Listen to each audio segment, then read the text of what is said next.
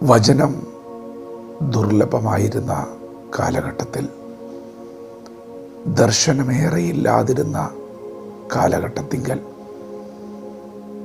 ശമൂവേൽ യഹോവയുടെ സന്നിധിയിൽ ഏലിയുടെ മുൻപാകെ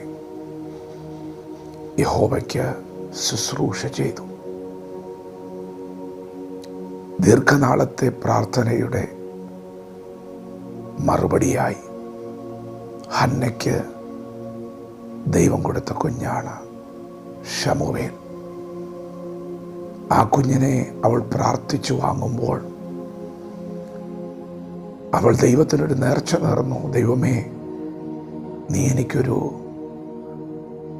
ആൺതരിയെ തന്നാൽ ഞാനതിനെ നിനക്ക് തരും. അവൻ ജീവപര്യന്തം നിന്റെ വേല ചെയ്യും. അങ്ങനെ ദൈവം അവളുടെ പ്രാർത്ഥന കേട്ട് നൽകിയ മറുപടിയാണ് ശമൂവേൽ ബാലൻ. അവൻ വളർന്നു വന്ന സാഹചര്യത്തിൽ ജീവനുള്ള ദൈവമായ യഹോവയെ ഓർക്കാത്തവരും നീചന്മാരും യഹോവയുടെ വഴിപാട് നിന്ദിക്കുന്നവരും അവൻ്റെ കൺമുൻപിലുണ്ടായിരുന്നു. വഴിതെറ്റിപ്പോകാനും ദൈവത്തെ തള്ളിപ്പറയാനും ആത്മീയതയെ വിമർശിക്കാനും ഉള്ള ചില സാഹചര്യങ്ങളും ഉള്ളപ്പോൾ ശമൂവേൽ ബാലൻ യഹോവയ്ക്ക് ശുശ്രൂഷ ചെയ്യുകയാണ്.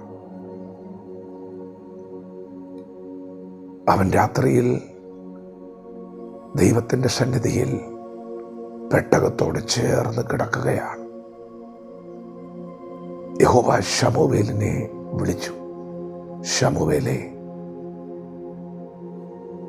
പ്രിയപ്പെട്ടവരെ, തിരുവെഴുത്ത് പറയുന്നു, അന്വേഷിപ്പിൻ, എന്നാൽ നിങ്ങൾ കണ്ടെത്തും.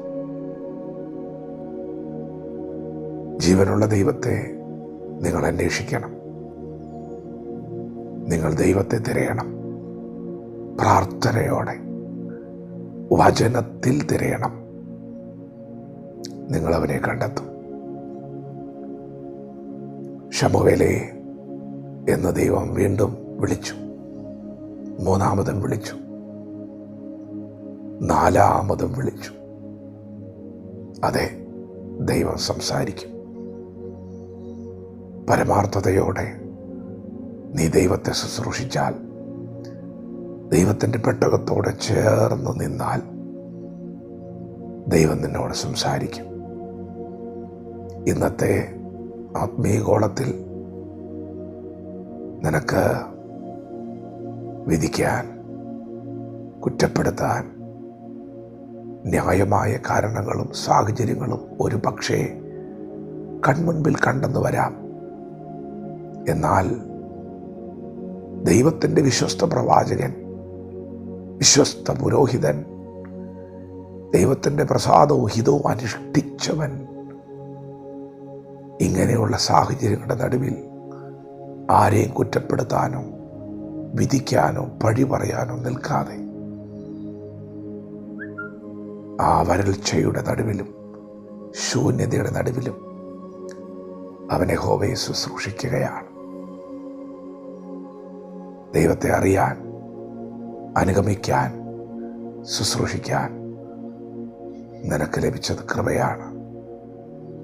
എത്രയോ ആയിരക്കണക്കിന് ആളുകളെ മറികടന്നു വന്നൊരു തെരഞ്ഞെടുപ്പാണത്. ആരെയും കുറ്റപ്പെടുത്താൻ നിൽക്കരുത്. ആരെയും വിധിക്കണ്ട.